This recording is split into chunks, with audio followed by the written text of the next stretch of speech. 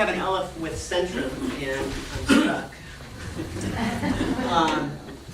I am also, I guess, unofficially going to talk a little bit about the Fort Worden State Park, which is where we're located, and maybe some of the other partners who are there, because there are 16 different organizations that work out of the Fort.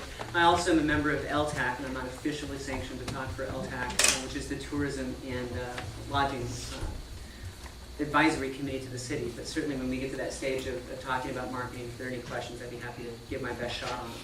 But certainly for Centrum, we started planning about 2 years ago, wanting to understand how this would impact what we were going to do. And our concern, we really divided into two groups: our employees, of which we do have some employees that are not residents of Jefferson County, and then our customers.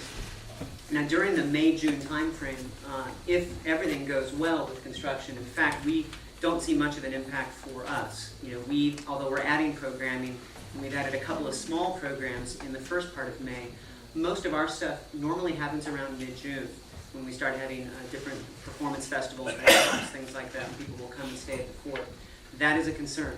If the week slips, if the schedule slips a week, we have fairly dramatic impacts in terms of who will be able to come, certainly on the performance side. We do feel for the week-long experiences that happen at the Fort, folks will find ways to get there. Obviously, we will be providing them with information. But when they're making that level of the time investment, we're not so concerned with their fickleness in terms of coming or not coming in case of a traffic disruption. Certainly from a mitigation standpoint, our biggest concern is just information. At this point, we're waiting for November for a marketing plan to get released by the state, which then all of the different partners can integrate with. Certainly, basically, once mid-June hits, we have most of our I-5 advertising and commensal advertising really kicks in. It actually usually kicks in around May. So, and I believe we're one of, if not the largest advertiser in tourism-wise, in that time frame. And so, we'll be looking to be a primary partner in sort of leveraging whatever we can to get people here once that celebration begins. Certainly some of the other Fort partners have different issues. I see Christina here, and I'll let her talk to the Marine Science Center, which still has to fill some of their education slots.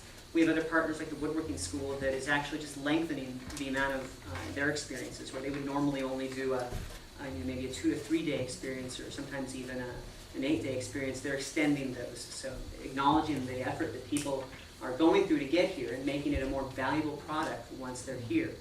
And they'll be running programs all throughout that.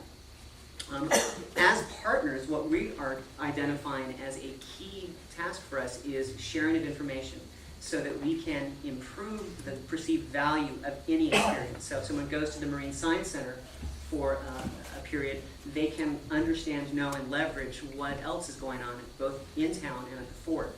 So certainly, I would say our biggest hope and the thing we're going to be working more towards than anything else probably is sharing information and really trying to create a value proposition for folks that are either here on the peninsula and in town just looking to enjoy certain experiences, or those folks that will be coming during programming that's happening during the closure, and most importantly, I think from my standpoint, wearing the Centrum hat, celebrating afterwards so that we can piggyback and leverage on what we're doing starting in June. We've also going to be changing our branding a little bit to create that sense of, this is a welcoming place.